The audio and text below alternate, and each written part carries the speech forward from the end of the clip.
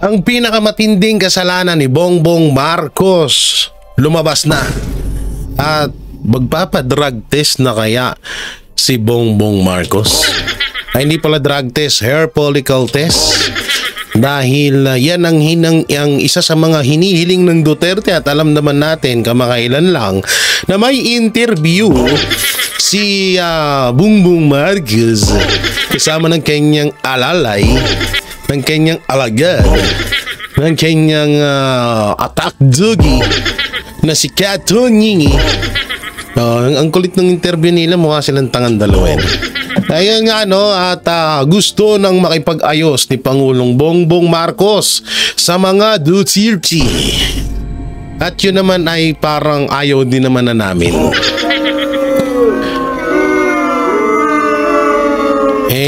Katwiran namin kasi dyan, nasimulan na to, tapusin nyo na. Oo, kasi isipin nyo maigi Oo nga pala, yun, shoutout kay Mami. Mami, hindi ko matanggal yung hingal sa mic ko. Wala po akong hihika, no, pero siguro kailangan bumili ng ibang mic. May talaga may cancellation disorder. So yun nga talagang nagulat po tayo doon sa sinabi ni Marcos Jr. Pero ito ay isa na namang panibagong issue na naman. Isa na namang panibagong diversional tactic. Marcos, siguro kaysa unahin mo yung pagkikipagbati sa Duterte, unahin mo yung hiling ng taong bayan na hair follicle test. Kaysa doon sa tinatawag mong pakikipag-ayos sa mga Duterte. Tsaka ewan ko rin, hindi naman mga Duterte nakipag-away sa'yo. Ikaw namang gumawa niyan Unang ginawa mo yung kay Pastor Apollo Siki Buloy, isa sa mga malaking tinulong sa iyo noon. 'Di ba? Ang laki ng naitulong sa iyo ni Pastor, pero winalanghya mo pa rin. Siguro mas maganda doon ka muna unang mangingi ng dispensa sa ginawa mo dahil 3 ang namatay doon sa pagpasugod mo sa kay OJC, no? Siguro mas maganda kung doon muna at bago ka umakyat sa mga Duterte. Yun lang para sa akin, Tapos may nakita akong picture. Ewan ko lang kung makikita ko. Paano ko ba ilalahad? Ito to. Hanapin natin dito. Ewan ko lang kung nandito yun Pero may nakita akong picture na parang alam nyo na, yung tipong wait lang, hanapin ko. Baka nandito sa kabila Ano siya yung tipong alam mo yung tipong parang eto daw yung magiging tandem. Ito daw yung magiging tandem sa bakit wala? Sa darating na 2028 presidential election, no? Oo, itong tandem na to. Ewan ko lang kung totoo ito, no? Pero ito daw yung magiging tandem. Asan na yung picture na? Ito. Download natin. Asan yan? Yan na. Naka-download na. Yan na. Ito. Ito na siya. Ito na. Ito daw yung magiging tandem sa darating na 2028 presidential election. Ay putik. Wait lang, alitan lang natin yung pictures nitong dalawang kumag na to, pero nakita nyo agad si Martin Romualdez, no? Ito daw kasi yung pangtapat nila sa darating na 2028 presidential election. So ito, pakita natin. Yan. Kikita ba? President. Tapos Vice President si Erwin Tulfo. Ang lupit. So yan daw yung tinatawag na magiging tandem sa darating na 2028 presidential election. So kayo ba? Ang tanong. Letter A. Papayag ba kayong masira ang buong Pilipinas? No? Letter A. Papayag ba kayong masira ang buong Pilipinas? Papayag ba kayo na dalawang hindi mapagkatiwalaang tao ang magtatandem at mamumuno sa Pilipinas? Kung nabudol na tayo sa pinsan, nabudol na tayo ng ilang beses sa pinsan niya, what if pa kaya sa kanya? na alam naman natin na grabe na yung pinaggagawa niya ngayon. At sinasabi ko nga sa inyo, pag-usapang tulpo, kay Ben Tulpo lang po ako. Pero dito kay Rapi tsaka kay Erwin, naku pa! Naku po. Ako na nagsasabi sa inyo, wag na lamang. Pagkat wag na lamang. Kuya pa, mga kanta no? Panis. Mga barateros. Talented. Hindi lang pogi, talented pa. So kayo, i-comment nyo kung gusto nyo bang etong tandem na to kasi ito daw yung hindi, sa totoo lang napapanaginipan ko to eh. Ito na naman tayo sa panaginip natin. Napapanaginipan ko to na ito daw ang kakalaban sa Duterte senatorial, sa Duterte presidential candidate.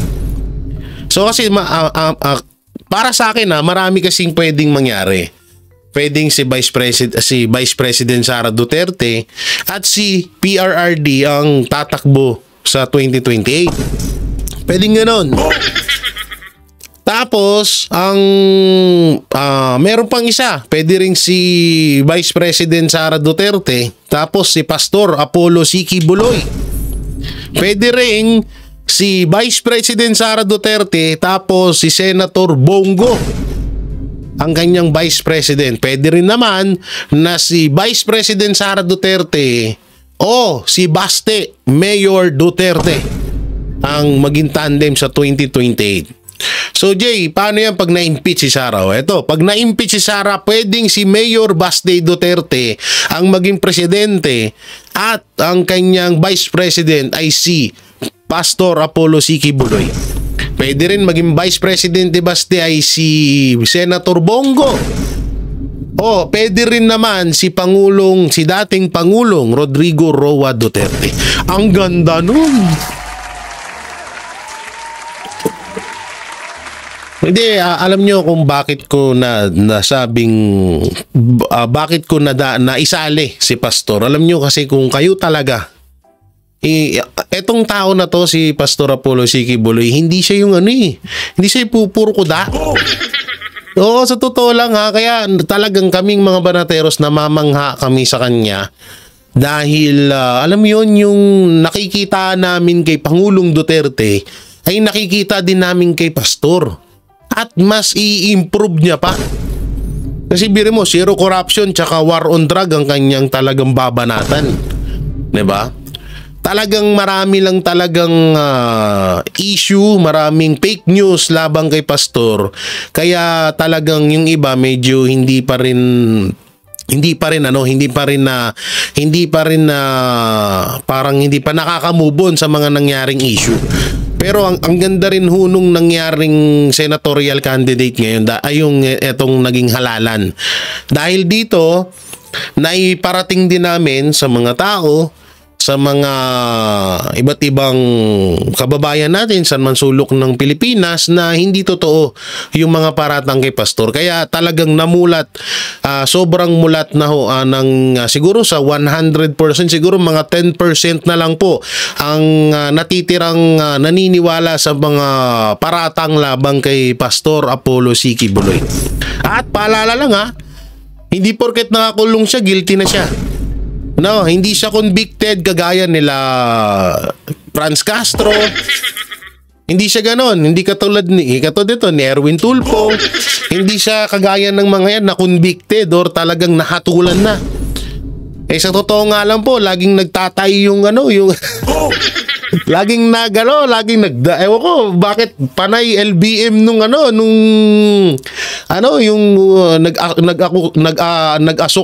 akusa kay Pastor. Hindi ko alam kung bakit laging hindi nagpapakita sa hearing. Lamang bali-balita ko lamang so hindi ko naman nakakausap si Pastor about. Alam nyo kapag dumadalaw ho kami. Excuse me. Kumain kasi ako ng noodles. Kaya medyo busog tayo, no? Tsaka, yun isa pa rin sa hingal ko kasi nakabaluktot yung katawan ko. Kasi nga hindi pa ako bibili ako ng magandang setup nito, yung nandito yung mic no na nakaganyan. So naghahanap pa ako para naka-straight tayo. Tapos bibili pa ako nitong lamesa para tumaas kasi ang baba. Ay, alam mo naman na 7-footer ako eh. Kaya medyo hingal pag tsaka sa mic natin rinig na rinig yung hingal, ang lakas.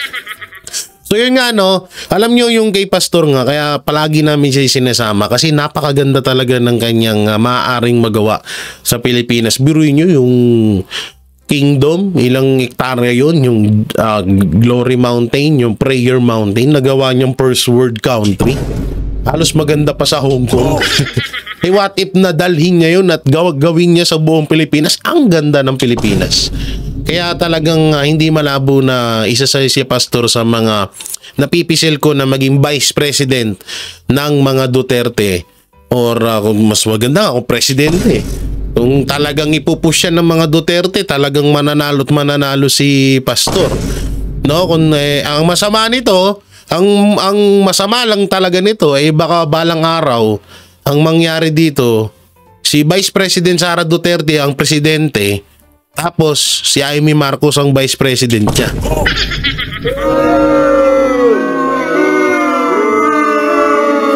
Yan ang masama dyan. Yan ang nakakatakot ho dyan. Sana naman, wag naman Vice. Wag naman Day. Day, budol na tayo Day. Tapos binudol ka na naman ulit. Tapos magpapabudol ka pa pangatlo. Day, wag na Day. Adami mong pwedeng maging Vice President dyan. Wag na si Amy Day.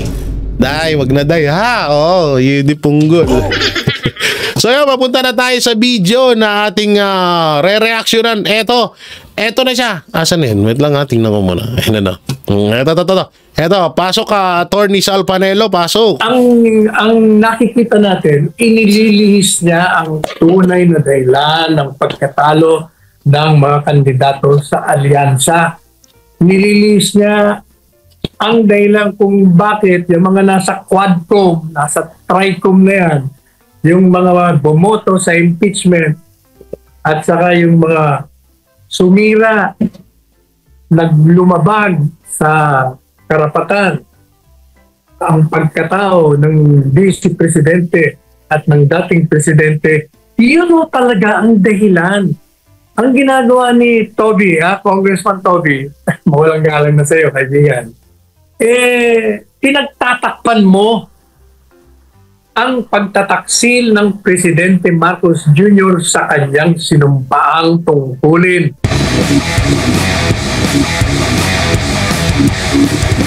Ngayon, anong ginagawa ni Chanko?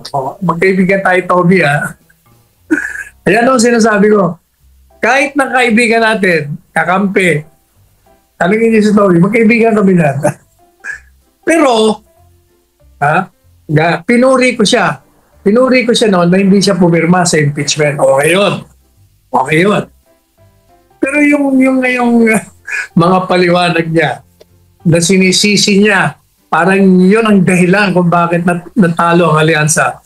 Yun po, unang-una, katawa-tawa na nga, na bihirang-bihira tayo makarinig ng nasa kabilang partido, na magsasabi ng totoo. Nagsasabi ho siya ng totoo kasi bahagi ho yun ng pagkatalo. Yung impeachment bahagi yun. Pero ang nakikita natin, inililihis niya ang tunay na dahilan ng... No, di ba? Hindi ako nagkamali. Hindi sa totoo lang papasensya na, naputol ko kayo Kasi baka parang movie marathon naman mangyayari nung kung manood lang tayo na manood. Hindi, yung sinasabi ni Toby tuwang ko ba? Nabang tamang bigay sa putang inang yun. Sorry. Papamura naman ako Yun nga tama yung sinasabi niya. Wala namang doon, yung yung offer, yung mga budget na dapat ay kapag hindi ka pumirma sa impeachment labang kay Vice President Sara Duterte, ligwak ka. Pag hindi ka pag hindi ka pumirma, wala kang pundo. Pero pag pumirma ka sa impeachment, may pundo ka. So, yun dapat hindi na dapat nangyayari kasi para ano po yun, bawal po yun, pork barrel po yun, no? Ang tawag doon sa pagtanggap ng mga congressman ng mga budget. So, hindi dapat sila tumatanggap ng ganyan, no? Ang masaklap pa dito na sinasabi ko sa inyo ay yung nga nakakapagtaka kagaya ni Attorney Salpanelo parang first time in history sa kanila sa panig nila na may nagsabi talaga ng katotohanan. Kaso yung nga lang additional na naman to, diversional tactic. Wow, additional English yun ha. Oh, syempre, ganun talaga pag English, di ba? Di ba, boss? So yun nga, tawag dito, yung mga ganyan kasing pamamaraan, pwedeng talagang may mga pinagtatakpan may pinagtatakpan si Tiangco, si Tuangco. Tuangco ba o Tiangco? Basta yun na yun. Si Toby, oo. So talagang obvious naman na may pinagtatakpan na alam mo na or baka pwede rin na baka inutusan na sila kasi si Auntie Claire din si Auntie Claire din na medyo bumahit na Ito pa isa naisip ko dyan mga kabanateros, mga kabiyaya. Isa sa mga naisip ko dyan, wait lang, ubo lang ako. Isa sa mga naiisip ko dyan, hindi kaya talagang na-realize nila na maling taktika itong ginagawa nila ngayon. Parang gusto nila maging, alam mo yun, maging magandang ehemplo. Magandang halimbawa. Para sa darating na 2028 election, parang magsisimula ulit sila na parang mapagkumbaba. Parang tawag dito parang gusto nilang mahalin sila kasi una-una naging katotohanan, parang naging sampal sa mukha nila yung nangyaring eleksyon na hindi nakapasok lahat ng alyansa. Kaya siguro na-realize nitong mga hinayupak na to na ay pangit tong strategy na ginawa natin. Kailangan hindi ganito kasi baka matigpas tayo sa darating na 2028. Pwedeng ganun. Pwedeng ganun yung kanilang mindset ngayon kaya nagbabait-baita ng mga ina.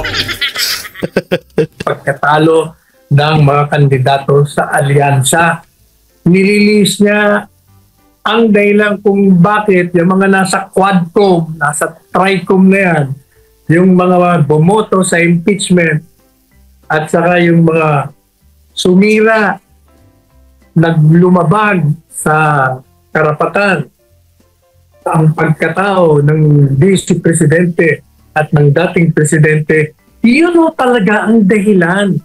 Ang ginagawa ni Toby, Congressman Toby, mawalang galang na sa iyo, kaibigan, pinagtatakpan mo ang pagtataksil ng Presidente Marcos Jr. sa kanyang sinumpaang tungkulin na proteksyonan ang kasarinlan ng ating bansa.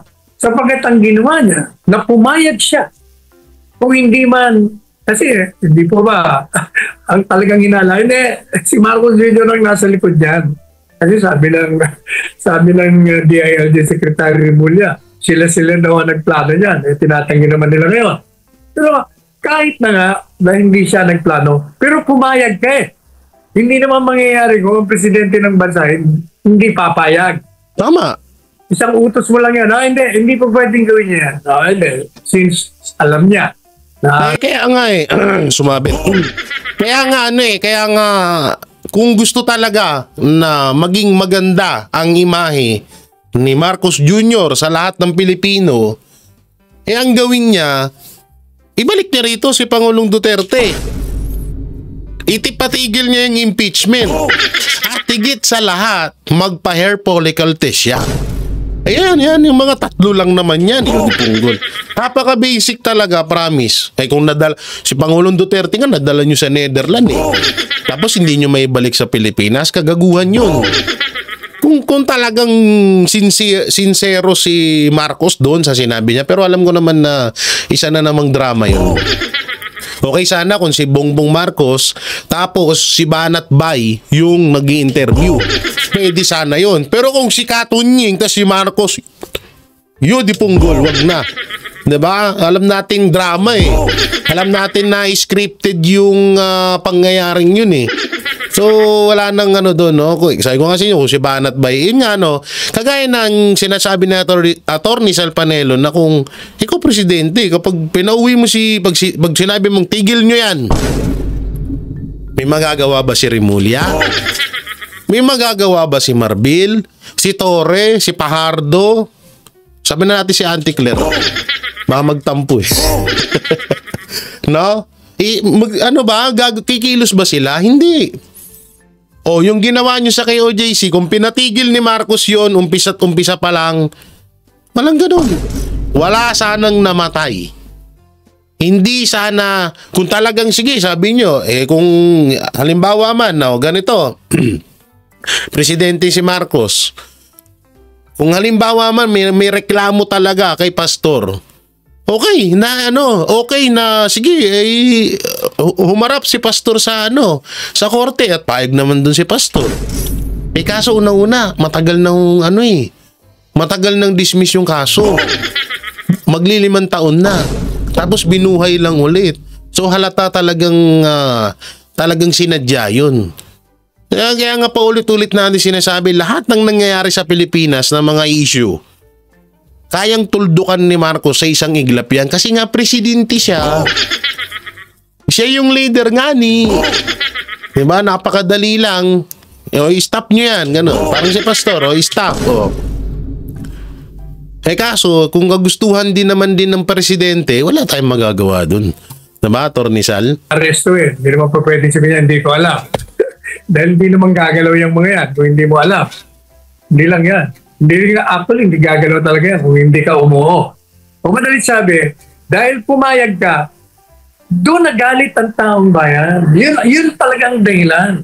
Ang ginawa niyong programa ng paghiganti at ang maling pag-uusig at paninira, pagsira sa reputasyon at pagwasak sa ligasiya at mandato na ibinigay ng dating Presidente Duterte dito sa ating bansa.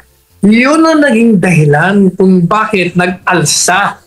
Mabuti nga yung pag-aalsa nila sa pamamagitan lamang ng balota at hindi sa madugong pag-aalsa.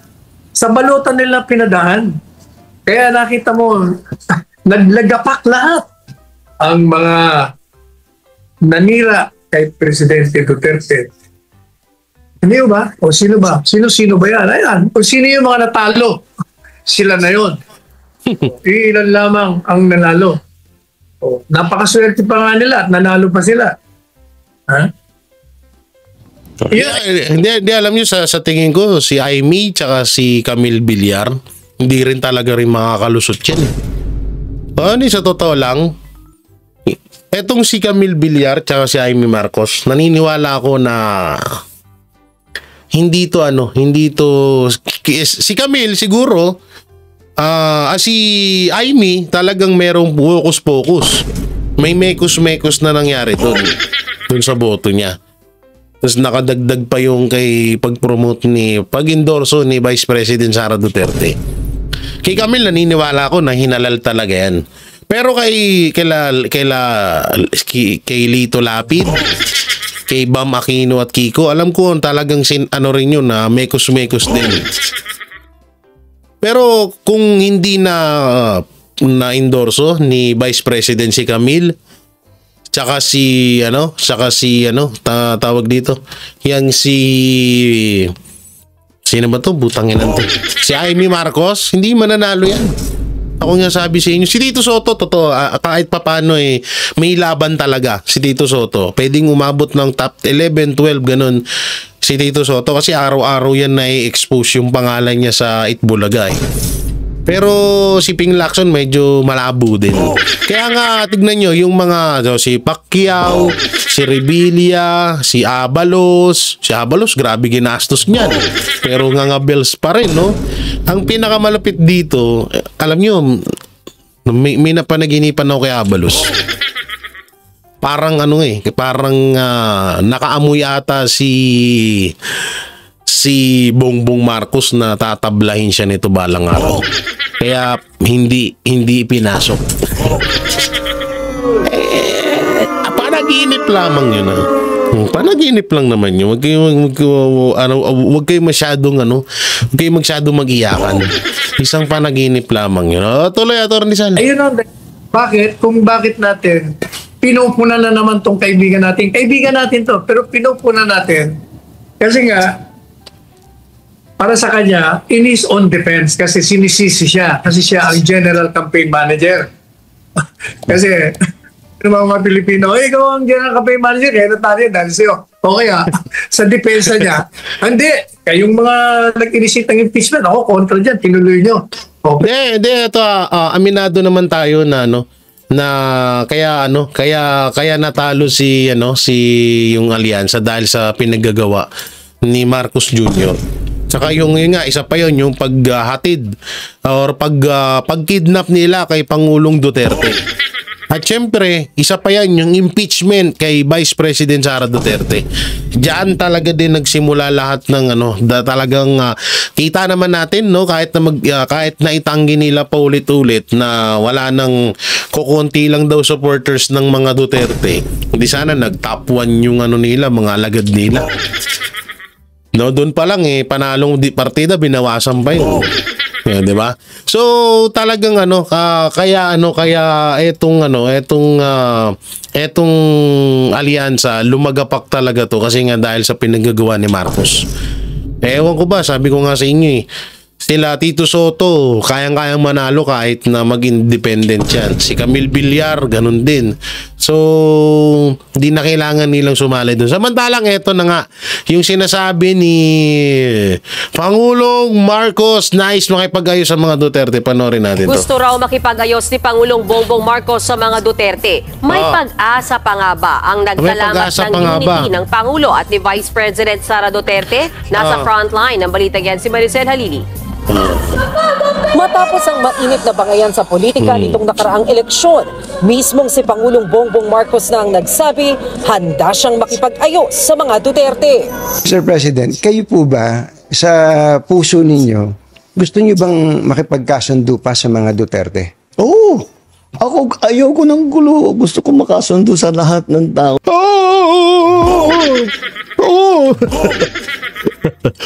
Yung gulo. Kala mo talaga totoo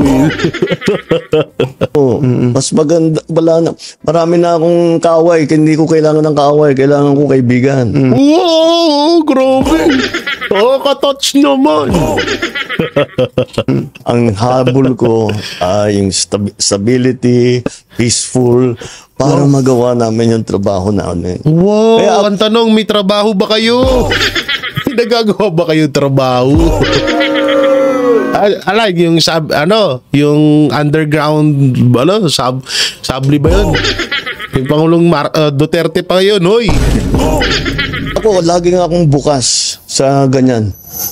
Pagtitiyak ng Pangulo, hindi siya makikialam sa impeachment trial ni Vice President Sara Duterte.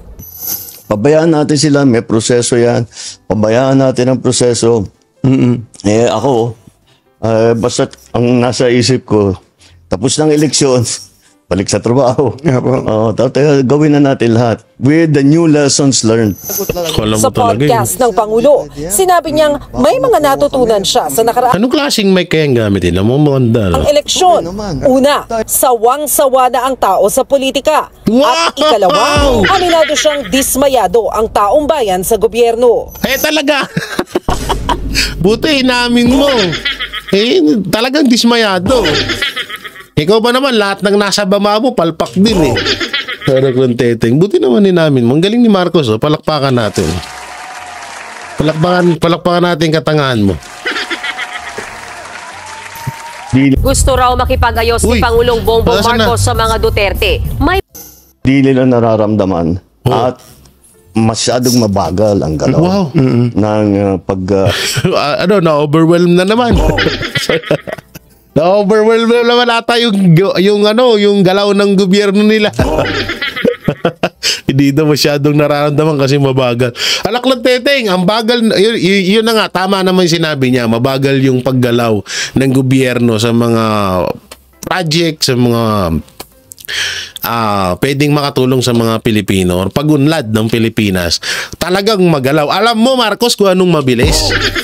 Kayo mga banateros, mga kabiyaya, alam nyo kung anong mabilis? Ang pagtaas ng utang ng Pilipinas. Yun ang mabilis. Di, promise eh. 3 years ka pa lang. Ilang trilyon na nauutang mo. Diba? Ang bilis, diba? Buo ng mga project na hindi pa nila maramdaman. Mas inuna raw kasi ng gobyerno ang malalaking proyekto gaya ng subway na hindi naman agad makikita ang epekto. Uy! Sabi ko na nga ba eh. Eto na sinasabi ko eh. Eto na nga ba sinasabi ko eh. Yung... Sabi ko na nga ba? Nang lupit, palakpakan natin.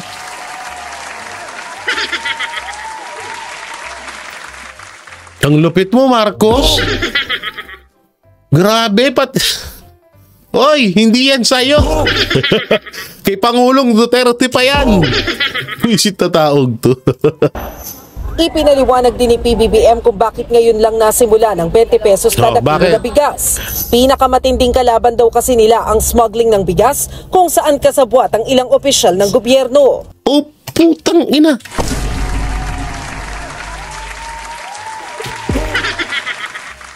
Palakpakan natin yun. Ang galing ng pagkakasabi dun eh, Marcos Jr. Anak ng teteng.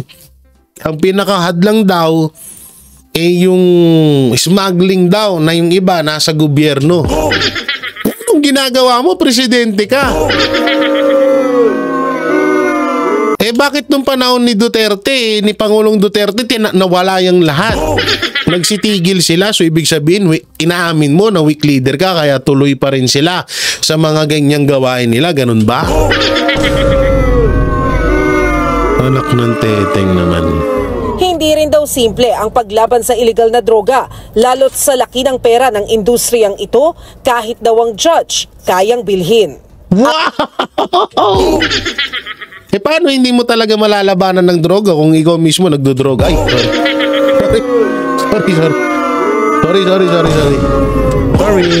sorry, nadulas lamang, nadala sa emosyon. Tag-ila, pati ba naman ito sinakyan ng TV5? Ang lupit.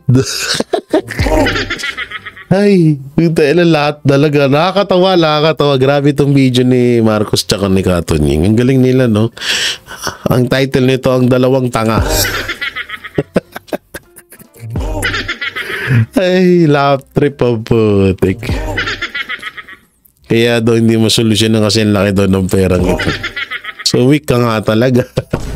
Saka paano mo masusolusyonan nga ni? Kasi yung chief PNP mo nga ni, ang sabi ay hindi daw tawag dito, hindi daw addict yung mga nagtatrabaho tsaka gumagamit ng droga. O hindi daw addict yung mga nagtatrabaho habang gumagamit ng droga. O, diba? Sabi ni Marbil yan. Paano nga masusolusyonan ng droga? Wala nga silang takot sa iyo. Kasi nga, sabi mo, kapag may baril ang nilulusob ng mga pulis, huwag paputukan. Hayaan lang mamatay ang pulis, buhay ang adik. Di ba ganun ang gusto mo? Ang tanong, mas gusto niya bang maging isang leader na nire-respeto o kinatatakutan? I want to be respected, but maybe fear is better. Ito, dito tayo sa isa. Ito, mas maganda to, dali. Yung pong drug situation. Ayan. I'm sure nakarating na rin po sa inyo ngayon na may mga barangay dyan na bumalik na naman yung mga gumagamit, tapos yung ibang mga pusher na mga small time lang naman pero nandiyan na naman daw po. Ano ba? Na naman daw po. Anong daw po? Anak ng teteng, hindi ka ba tiga Pinas? Tingnan mo, lantaran na nga. Ang dami yung gumaganon. Nasa harap niya, police station. Anong daw po? Lul. Ano bang gusto niyong gawin dyan? Kaya ang gusto namin gawin dyan, pareho na naman dun sa sinatawag ko yung maliliit versus yung maliliit na project. Dahil ang pinanteriya namin kung saan pumapasok. Kaya kung makita mo, yung nahuli namin na sabu, napakalaki. Yung nahuli daw nilang sabu. Ang napakalaki. Siguro siya sabi niyo sa Alitagtag, Batangas. Ang tanong nga dyan, nahuli nyo nga yung sabu. Pero yung drug lord di nyo nahuhuli. Isa sa pinaka... sorry na-focus ko dyan sa naka-clock yung panga mo. Pero yun nga paano nyo nga naman mahuhuli, Pangulo? Puro lang sabu. Puro, sabi mo, ginaya lang kita. Puro lang sabu yung nahuhuli nyo. Wala naman kayo nahuhuling drug lord. Kung puro ganun lang, tas hindi nyo nahuhuli yung pinakaulo, hindi nyo mauubos yan. Gawa lang yan sila ng gawa, huli lang kayo ng huli, hindi mauubos yan. Hindi sila mapapagod. Totosin, wala nang update dun kung nakulong ba yung driver. Kung talagang kung marunong talaga kayo, paaminin nyo kung sino boss niya. Hindi, tas ibitay nyo. Laking tonelada as compared sa mga nakaraang panahon. Wow. So, malaki talagang nahuli. Wow, pinagmalaki pa yun. Hanggang ngayon nga, hindi na nga nababalitaan kung nasan yung driver noon. Kung nakulong ba, kung ano ba nangyari doon, ano ba nangyari doon sa driver, nakulong ba? Ano na-update doon? Pinagmalaki pala yun. Huli namin kasi hinahabol namin yung malalaking shipment, pinupuntahan namin yung malalaking warehouse, at saka yun. Pero, ang pinakamahirap doon ay buwagin yung sindikato. Yun. Dahil ang sindikato, kasama na dyan yung police, kasama na dyan yung local government. Ang laking pera Ang laking pera talaga nila. Ang dami nilang pera. Kaya, bakit mo alam? Bakit mo alam? Oo, laking pera pala, no? Oo. Wala palang kwenta ang head PNP chief mo. Bakit po yung mga yung mga bataan niya involved sa droga? Dapat alam nyo yan kasi nga may drug test dyan. Depende na lang kung pati sa PNP tinanggal nyo yung drug test. Pero alam ko meron. So ngayon, kung bakit hindi nyo makilala, bakit hindi nyo ma-detect yung mga police na involved sa drug o sabi mo nga sa sabu, bakit hindi nyo malaman? So ibig sabihin, mahina kayo. Kahit sa'yo, mga judge, kaya nilang bilhin lahat. Para prosecutor, kaya nilang bilhin lahat. Kaya pala, nabubuhay kayo ng kaso. Kaya pala nabuhay nyo yung kaso ni Pastor, no? Kaya naman pala. Panama yung sweldo nila sa gobyerno doon sa binibigay ng mga sindikato. Kaya yun ang binubuwag namin, yun ang pinaka-importante. Galing. Ngayon, hindi na namin binigyan ng atensyon yung nasa baba. Yung nasa baba. So, dahan-dahan bumabalik kasi sabi ko yung operation natin, kailangan malaking seizure. Kailangan malaki. At saka nakakahuli tayo ng mga drug lord talaga. At saka nakakasuhan natin at naikukulong natin kung talagang guilty. So, ngayon, so, ibig sabihin kung talagang guilty, tinawag mo ng drug lord, tas kung talagang guilty. Tsaka ito paano ka makakahuli ng isang drug lord? Kung yung mismong mga drug lord na nahuli noon, pinapalaya mo.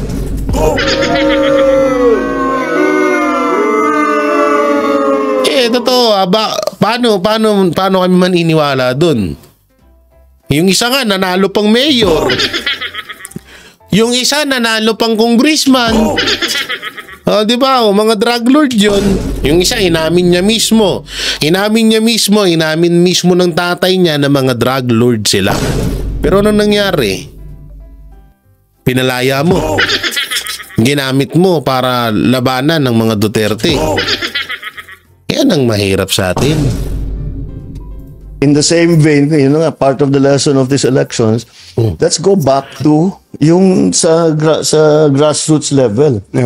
na kung inaalala ng tao, sinasabi, nagkabalikan dito, asikasuhin natin. Wag na sige, tuloy natin yung malalaking drug bust. Tuloy natin yung mga, ikukulong natin yung mga sangkot dyan sa Vice President drugs. talaga. Pero, tignan muna natin yung mas small offender. Sinabihan ko na nga ang DLG, nakausap ko si Sec. John Vic. Sabi ko, tama rin naman. Kasi hindi magandang tignan yung lugar mo. Maraming nagbebentaha, maraming mga high na ano-ano ginagawa. That's why yung aming bagong is Cops on the Beat na may tao doon. Kasi kung may tao doon, walang ginawa yan, araw-araw umiikot. Alam niya lahat yan. Alam niya lahat yan. Aasahan po namin in the next coming days, pati mga, kumbaga, ang tawag namin dyan, yung maliit, mga dagandingding eh. Mga dagandingding, uhulihin na rin sila, hindi na sila pababayaan ng pulis. Hindi puro big. Kasi talaga, iniiwasan ko, yung basta may suspetsa, o may hinala, o may sumbong, basta huli, papatayin na lang, di ba? Wala yun, doon kami lumalayo. Doon kami lumayo. Dahil talagang ayaw ko yun. Dahil di naman dapat gawin yun. Sabi ko, mag-focus tayo sa malalaking drug bust. Galing, wait lang. Sige, palakpakan natin yung dalawa. Naglokohan sila. Ay, naku po. Ang galing maglokohan ng dalawa. Ay, ewan ko ba? Ewan ko. Ano bang nangyayari sa Earth ngayon? Ang galing nila, no? Oo, kakaiba. Oo, lupit. Ang lupit mo, Bongbong. So, hindi daw sila tutulad doon sa... Hindi daw sila tutulad doon na kapag suspect daw, patay agad. Talagang, alam mo, sa lahat, etong video niya, sa lahat ng interview sa video niya, isa lang masasabi ko, nagmayabang lang siya. Hindi totoo. Promise, nagmayabang lang siya, inangat niya lang yung bangko niya, kesyo hindi daw nila tutularan yung kay Pangulong Duterte, kesyo sila daw may nahuling pinakamalaki na drug wall, kesyo sila daw yung may magandang project ngayon. Ang galing, palakpakan talaga, palakpakan. Ewan ko sa'yo, Marcos. Ay. Tagal mag 2028. Di alam nyo, nagsasawa na rin ako sa ganitong pamabalakad ng gobyerno. Wala tayong kasiguraduhin kung matino ba yung gobyerno natin. Hindi, sa totoo, pasalamat na lang din talaga ako sa taas dahil kahit papano, nairaraos ko yung pang-araw-araw namin. Kung katulad nyo ako na yung halimbawa kung panahon na nagko-construction, kasi construction worker ako hindi ko minamaliit ang trabaho, pero minamaliit ko ang sahod. Maliit talaga ang sahod ng construction worker. Sabihin na natin helper 500, magkano nabilihin ngayon? Diba? Sobrang hirap pagkasyahin. Sa sarili mo kasya sa isang araw yun. Paano kung may pamilya ka pa? Di nga bells ka. So yun, mga banateros, anong may kukomento nyo sa usapan nilang dalawa? At doon sa sinabi ni tawag dito ni Attorney Sal Panelo mapatungkol po doon sa mga binitawang salita ni Toby Tiangco. Yun pala. So, i-comment nyo lang po dyan sa baba. At syempre, don't forget to like, share, comment, and subscribe sa ating YouTube channel. Pipindot na lang din po yung bell button para lagi kayo updated sa ating mga video araw-araw. So, maraming salamat po. Ingat po kayo palagi. God bless and peace and bye-bye. Yan ang Banatero, walang inuurungan. Pag tama palakpakan, pag mali ay babanatan. Yan ang Banateros, boses ng ordinaryong Pilipino. Banateros ay walang makakaawan, walang inuurungan. Banateros ay tinutulungan.